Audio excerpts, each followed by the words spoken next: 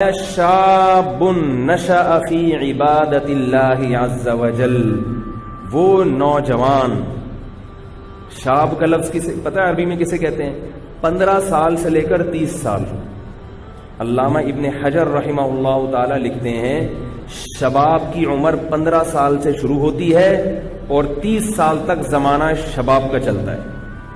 شباب یعنی بھرپور جوانی، 30 سے 40 بھی جوان ہوتا ہے، مگر وہ جو امنگیں ہوتی ہیں وہ آہستہ آہستہ ٹھنڈی پڑنا شروع ہو جاتی ہے۔ 15 سے 30 سال کی جو عمر ہے نا، یہ بالکل عہد شباب۔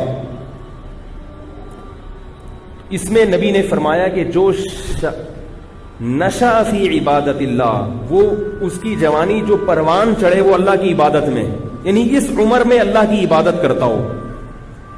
اس عمر میں واٹس ایپ پہ بیٹھنا آسان، فیس بک پہ گھنٹوں گھنٹوں لڑکیوں سے چیٹنگ کرنا آسان۔ تو میں نے بتایا تھا نا، فیس بک پہ کچھ لڑکے بیٹھے ہوئے تھے، ثنا نام کی کوئی آئی ڈی سے کوئی انٹر ہوا، سارے آگے ایک دم، جب دیکھا ثنا آئی ہے بھائی، تو غفور بھائی بھی، کلیم بھائی بھی، وسیم بھائی بھی، سب ایڈ ہو گئے، سب نے خیریت پوچھنا شروع کر دی اور سنائے، سارے جناب جنگل کی آگ کی طرح خبر پھیلی۔ کسی نے ثنا سے پوچھا کہ آپ کا پورا نام کیا ہے؟ اس نے کہا ثنا اللہ۔ ستار لیفٹ، غفور لیفٹ، وسیم لیفٹ، ایک ایک کر کے سارے کھسکنا شروع۔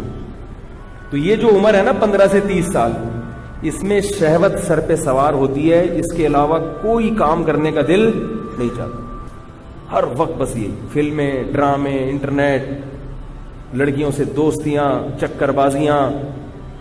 اور اگر کوئی ان گناہوں سے بچتا بھی ہے تو وہ لڑکوں سے دوستی لگا کے اسنوکر کلب میں بیٹھا ہوگا، سارا دن کرکٹ کے میچز دیکھتا رہے گا، تبصرے کرتا رہے گا، آج اس نے اتنے چھکے مارے، آج اس نے اتنے چوکے مارے۔ کیا نتیجہ ملے گا بھائی؟ اس نے چھکے مار کے قوم کو جتوا دیا، تو جیتنے کے بعد بھی آپ ویسے کے ویسے ہی۔ پاکستان اگر ہر ورلڈ کپ میں جیتا ہوتا تو بھی آج اتنی روٹیاں ہم کھا رہے ہوتے جتنی کھا رہے ہیں، اتنے ہی صبح پراٹھے کھاتے جتنے آج۔ اس سے کوئی عملی زندگی کا اس سے کوئی تعلق نہیں۔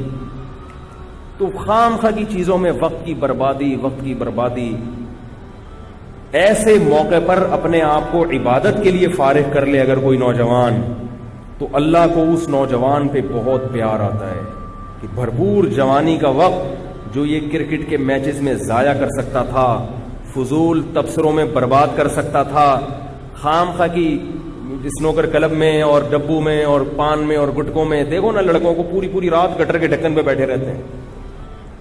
چھٹی والے دن کیا ہوتا ہے؟ میں نے کچھ لڑکوں کو ایک دن پیر کی صبح کو دیکھا، اتوار کی صبح کو دیکھا کہ فجر میں آئے ہیں سارے لائن۔ میں نے کہا یار بڑا تقوی ہے آپ سب 8-10 افراد کا جو فجر میں اٹھ کے ماشاءاللہ آپ لوگ کہہ رہے ہیں ہم سوئے نہیں، یہیں بیٹھے ہوئے تھے گٹر کے ڈھکن پہ پوری رات۔ ہم نے کہا چلو یار اب نماز ہی پڑھ لیں، آج تو پڑھیں کم از کم۔ پوری رات بیٹھ کے وقت ضائع، باتیں، اس عمر میں بڑا مزہ آتا ہے۔ تو اس عمر میں اگر کوئی اللہ کی عبادت میں وقت گزار لے تو ظاہر ہے کہ اللہ اس کو زیادہ نوازتے ہیں۔ اور یہ بات یاد رکھو، جس نے ابتدائے جوانی میں قربانی دے دی دین کے لیے، کوئی گناہ چھوڑ دیا، بڑا گناہ، کسی سے عشق ہو گیا، اللہ کی خاطر اس معشوق سے تعلق کو ختم کر دیا، کوئی لت پڑ گئی بےہودہ فلمیں دیکھنے کی، یا اور کوئی غلط ایکٹیویٹیز میں پڑ گیا، خواہشات نفسانیہ کا غلام بن گیا، زنا میں پڑ گیا، اس عمر میں اگر اس نے توبہ کر لی اور توبہ پر قائم رہا، تو ابتدائی عمر میں جو توبہ کرتا ہے صرف آخرت کا فائدہ نہیں ہوتا، اللہ اس کو دنیا میں بھی بہت نوازتے ہیں اور اس کو مقتدا اور رہبر بناتے ہیں۔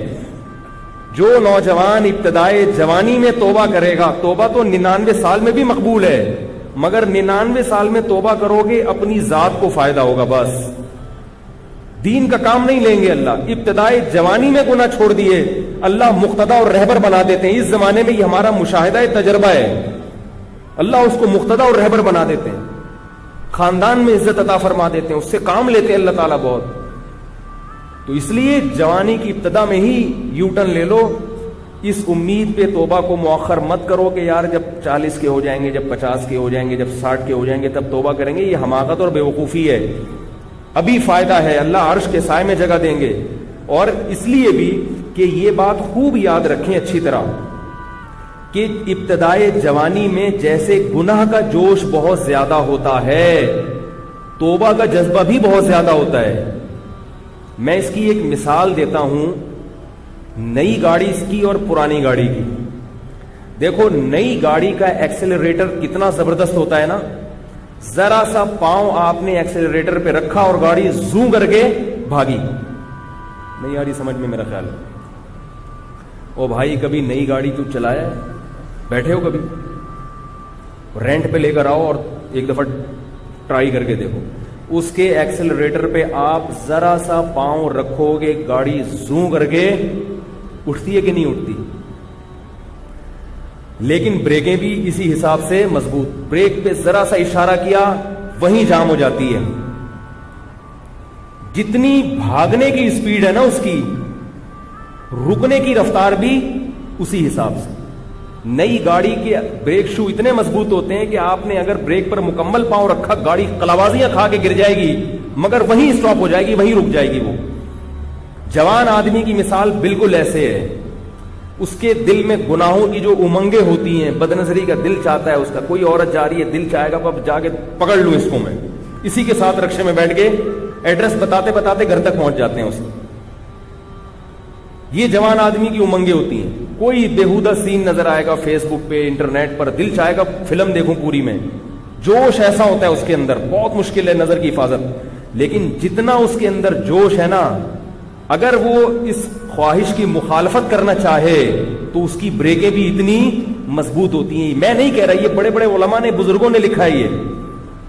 اس لیے حضرت حکیم الامہ مولانا اشرف علی تھانوی رحمہ اللہ، جن کو حکیم الامہ اس لیے کہا جاتا تھا، وہ فرماتے ہیں کہ اللہ کی قسم بڑھاپے میں توبہ کرنا بہت مشکل ہے، جوانی میں توبہ کرنا آسان ہے۔ بڑھاپے میں اعصاب کمزور ہو جاتے ہیں، توبہ کے لیے نفس کی مخالفت چاہیے۔ بڑھاپے میں اعصاب کمزور ہو گئے، مخالفت